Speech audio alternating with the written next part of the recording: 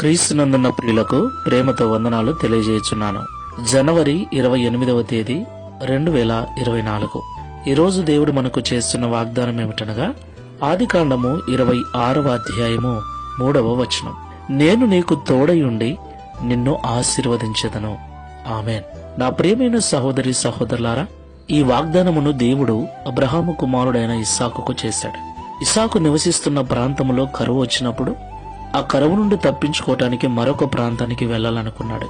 అయితే దేవుడు, నువ్వు ఎక్కడికి వెళ్లవలసిన అవసరం లేదు, ఇక్కడనే ఉండుము, నేను నిన్ను ఆశీర్వదిస్తాను, నీకు తోడుగా ఉంటానని వాగ్దానం చేశాడు. ఇస్సాకు కూడా దేవుడు చెప్పినట్లుగానే అదే ప్రాంతంలో ఉండి ఆ సంవత్సరము పంట వేసి నూరంతలుగా ఫలము పొందెను అని మనము చదువుకుంటాం. దేవునికి మహిమ కలుగును గాక. ఇస్సాకు జీవితంలో కరువు వచ్చినట్లుగా మన జీవితాల్లో కూడా ఆయా సమయాలలో కరువులు, ఇబ్బందులు, ఆర్థికపరమైన సమస్యలు, ఆరోగ్యపరమైన సమస్యలు తప్పకుండా వస్తూ ఉంటాయి. అయితే అలాంటి పరిస్థితులు మనకు కలిగినప్పుడు, ఏర్పడినప్పుడు మన యొక్క ఆలోచన విధానము మారిపోతూ ఉంటుంది. నా ప్రియులారా, మన ఆలోచన ఎప్పుడూ మారకూడదు. దేవుని మీద మనకున్న ప్రేమ, దేవుని మీద మనకున్న ఆశ, దేవుని మీద మనకున్న నమ్మకము, విశ్వాసము ఎన్నటికీ మారకూడదు.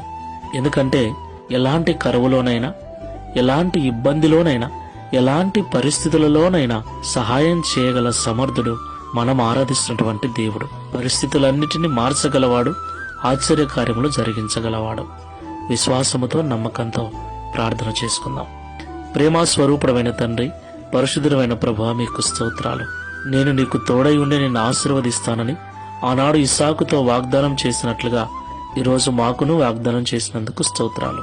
నిజమే తండ్రి, ఆయా సమయములలో మా కుటుంబాలలో, మా వ్యక్తిగత జీవితంలో ఇబ్బందులు ఎదురైనప్పుడు నీ మీద మాకున్న విశ్వాసము, నీ మీద మాకున్న నమ్మకము, నీ పట్ల మేము కలిగి ఉన్న ప్రార్థనా జీవితము, మా ఆలోచన విధానము మారిపోతుంది.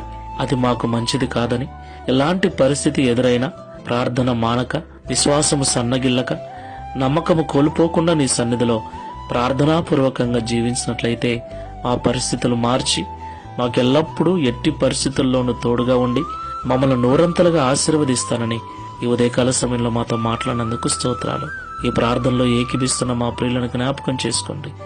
ఇబ్బందులలో, ఇరుకులలో, ఆర్థికపరమైన సమస్యలలో వారు ఉన్నప్పుడు, అనారోగ్య పరిస్థితులను ఎదుర్కొంటున్నప్పుడు ఒకవేళ విశ్వాసం కోల్పోయి ప్రార్థన మానుకుంటున్నారేమో, నీ సన్నిధికి రావడం మానేస్తూ ఉన్నారేమో, దయతో వారిని క్షమించి స్థిరంగా నీలో నివసించే ప్రార్థనా జీవితమును, విశ్వాసమును అనుగ్రహించి ఇస్సాకును ఆశీర్వదించినట్లుగా మమ్మను ఆశీర్వదించి ఈ దిన వాగ్దానమును నిశ్చయముగా మా అందరి జీవితంలో నెరవేర్చి మీ నామమును మహిమపరచుకునమని యేసు నామములో ప్రార్థిస్తున్నాము తండ్రి.